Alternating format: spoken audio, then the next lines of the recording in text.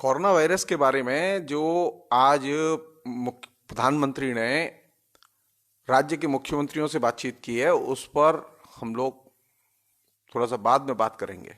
मैंने अभी सुना है थोड़ी देर पहले उस पूरे वीडियो को।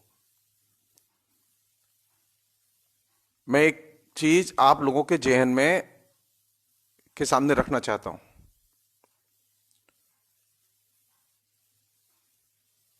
मैं पहले भी कह चुका हूं कि प्रधानमंत्री अभी भी गंभीर नहीं है, गंभीर होना होगा उनको। मामले बहुत सीरियस हैं। 17 मार्च को दिल्ली सरकार ने घोषित किया था कि 50 से ज्यादा लोग दिल्ली में कहीं पर भी एकत्रित न हो, और सारे मॉल वगैरह इन सब के बारे में उन्होंने एक आदेश जारी कर दिया था कि 31 मार्च तक मॉल वगैरह बंद रहेंगे। सवाल यह है कि 13 मार्च से लेके 23 मार्च तक ये पार्लियामेंट का सेशन फिर कैसे चलता रहा? क्या संसद कानून से ऊपर है? जब दिल्ली में सरकार ने 50 से अधिक लोगों के एक जगह एकत्रित होने पर पाबंदी लगा दी है, उसे गैर कानूनी घोषित कर दिया है, तो वैसी स्थिति में संसद के अधिवेशन को चलाना क्या जायज था? क्या लोकसभा और राज्यसभा के अध्यक्षों को इस बात पर विचार नहीं करना चाहिए था कि दिल्ली में जब पाबंदी लगा दी गई है तो संसद के दोनों सत्र स्थगित कर दिए जाएं?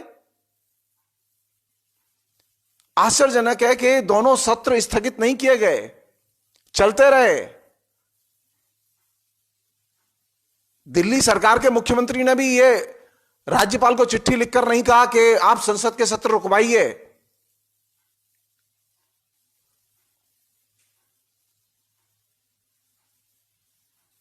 संसद में कितने लोग थे?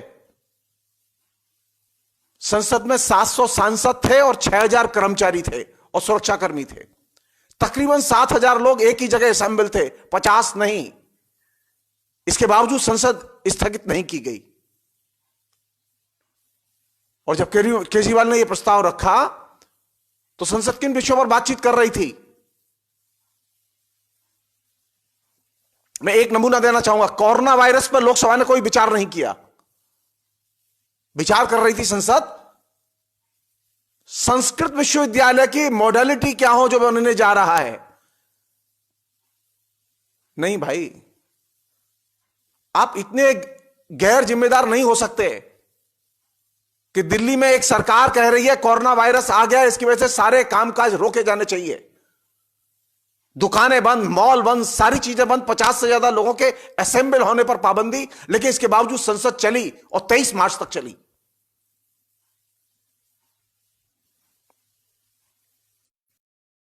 के सांसद हैं डेरेक ओ ब्रायन। उन्होंने राज्यसभा में कई बार यह मसला उठाया और कहा कि कोरोना वायरस को लेकर डिस्कशन होना चाहिए, लेकिन राज्यसभा के उपसभापति ने इस बात को सीरियसली नहीं लिया, न सभापति ने सीरियसली लिया, और राज्यसभा में यह मसला डिस्कस ही नहीं हुआ। यह तो ऑन द रिकॉर्ड है।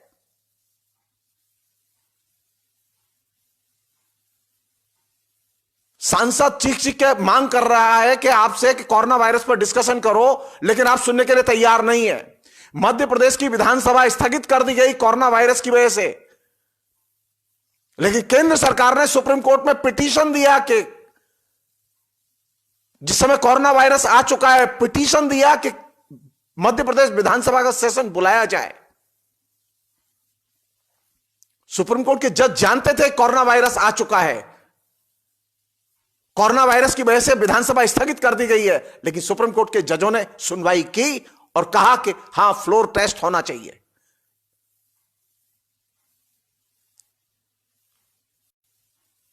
संघात्मक ढांचे को नष्ट करके कोरोना वायरस के बहाने आप राज्यों से सहयोग कैसे विकसित करेंगे? राज्य तो रिरिया रहे हैं, आपसे मांग कर रहे हैं, आप राज्यों की मांग पर ध्यान नहीं दे रहे। अभी भी केरल के मुख्यमंत्री ने जो मांग रखी थी चिट्ठी लेकर प्रधानमंत्री को, आज वीडियो कॉन्फ्रेंसिंग करके प्रधानमंत्री ने उसका जवाब अभी तक नहीं दिया। राजस्थान के मुख्यमंत्री ने यह मांग रखी थी कि 1 लाख करोड़ रुपया राज्यों के लिए जारी किया जाए एडवांस में रिजर्व बैंक की तरफ से, लेकिन आज मुख्यमंत्रियों से बातचीत में प्रधानमंत्री ने इस पर ध्यान नहीं दिया। प्रधानमंत्री किस पर अटके रहे? कोरोना वायरस से लड़ने के लिए धर्मों समुदायों के नेताओं को बुलाओ, इकट्ठा करो, उनसे कहो कि अपील करें और जनता को रोकें।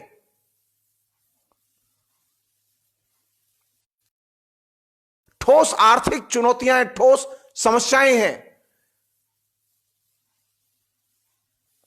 कर्नाटक में जो सीमा लॉक की गई है, सील की गई है, उसकी वजह से केरल के मरीजों को गंभीर परेशानियां हो रही हैं, जो मैंगलोर के पास रहने वाले हैं, जो बॉर्डर एरिया है केरल का।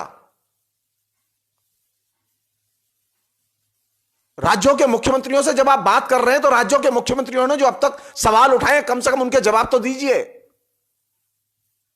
प्रधानमंत्री की जिम्मेदारी बनती है कि वे इस राज्यों के मुख्यमंत्रियों ने जो सवाल उठाए हैं उनके वो जवाब दें। करोड़ों करोड़ जनता को रिप्रेजेंट करते हैं वो मुख्यमंत्री, लेकिन आप उनकी बात का जवाब नहीं देते। और आज आपने टॉक की मुख्यमंत्रियों से, लेकिन उनकी बात का जवाब नहीं दिया आपने। मैं फिर रिपीट कर रहा हूं, मोदी सरकार कोरोना वायरस को लेकर गंभीर रवैया अपनाए, एडहॉक रवैया छोड़े।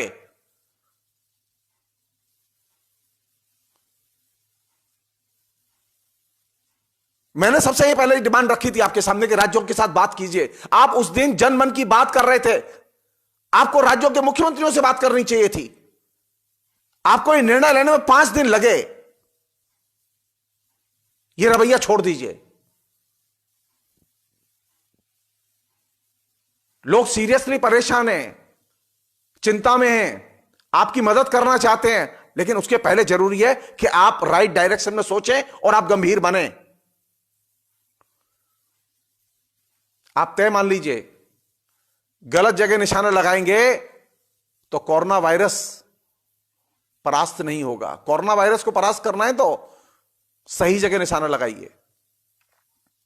यह आपने ठीक किया कि आज आपने लोगों को कहा, यह स्वीकार भी किया कि राज्य बहुत अच्छा काम कर रहे हैं,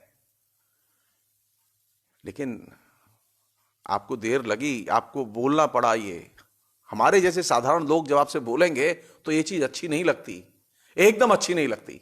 हमारी औकात कितनी है? हमारी कोई सामाजिक हैसियत नहीं है। मेरे जैसे लोग डरते रहते हैं बोलने में कि बोलेंगे तो कहीं पता नहीं आपदा एक्ट के तहत बंद तो नहीं कर दिया जाऊंगा।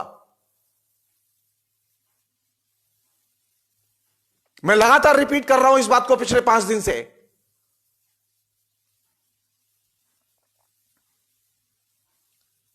कि हर एक मंदिर पर चौकसी बढ़ाई जानी चाहिए जहां जनता जाती है, और वहां से जनता को खदेड़ा जाना चाहिए। यह मीटिंगों से काम होने वाला नहीं है।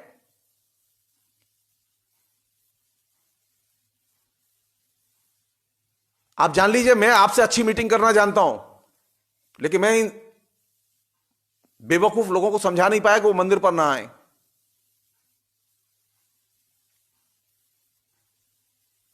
गंभीरता से लीजिए। शासन का मतलब शासन होता है। शासन का मतलब कान में तेल डाल के कुर्सी पर बैठना नहीं होता।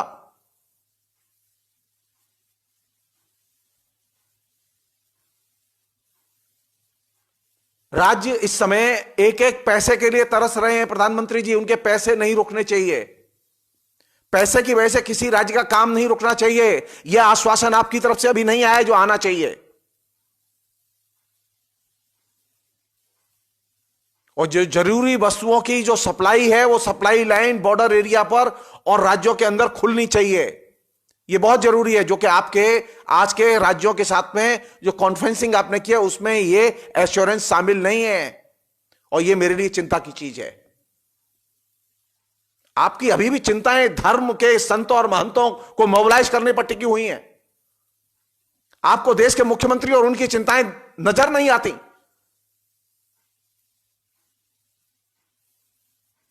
कब नजर आएंगी आपको? जब राज्य सफाया हो जाएगा।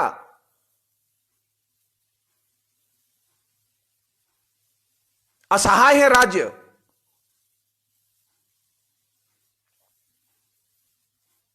आप रातों रात फैसला ले सकते हैं यस बैंक को बचाने के लिए, लेकिन आप रातों रात आर्थिक फैसला नहीं ले पा रहे हैं इन राज्यों की मदद के लिए।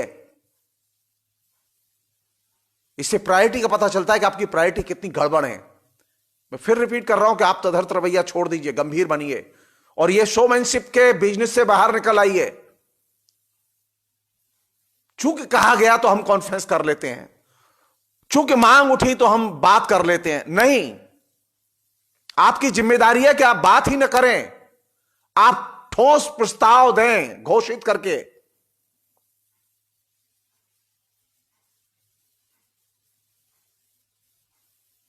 आप लोगों से सीधे जुड़े हुए हैं, आपकी लोग बात मानते हैं। आप सीधे प्रशासन को हरकत में लाइए कि प्रशासन नीचे पुलिस का इंतजाम करे, लोगों को मंदिर पर जाने से रोके।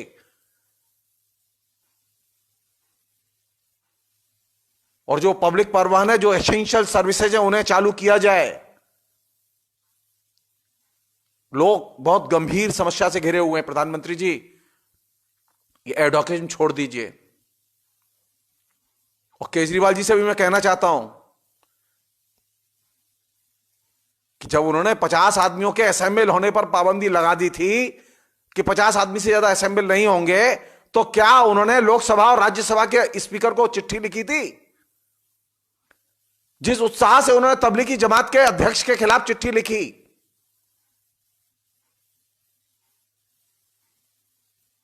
केजरीवाल जी इतना सेलेक्टिव नहीं होना होगा।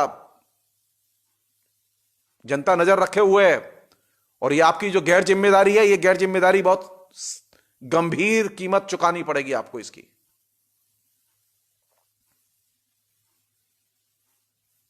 ये जो धार्मिक संगठन होते हैं ना, ये तो गऊ हैं, इन्हें आप कोई भी घेर ले। और ये धार्मिक जनता होती है, वो उससे भी बड़ी गऊ है, कोई भी घेर ले इनको।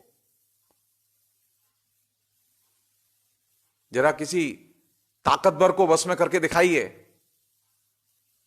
आपकी नाक के नीचे पार्लियामेंट का सेशन हुआ, आपके ऑर्डर के बाद सेशन हुआ और 23 तारीख तक चला, लेकिन आपने एक बार चिट्ठी नहीं लिखी। शर्म आनी चाहिए आपको अपने निकम्मेपन पर।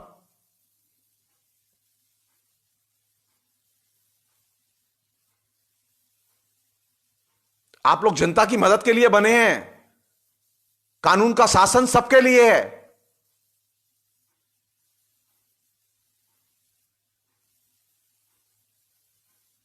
ऐसा नहीं हो कि आपकी आंखें सिर्फ कुछ ही चीज देखें और बाकी कुछ दिखाई न दे आपको। कोरोना वायरस गंभीर चीज है, इसमें सेलेक्टिवली निशाने मत लगाइए। सबकी मदद कीजिए, सबके ऊपर कानून लागू कीजिए। यह ना हो कि इस बीच में आप अपने हाथों अपने ही पैरों में कुल्हाड़ी मार बैठें। फिलहाल इतना ही, शुक्रिया।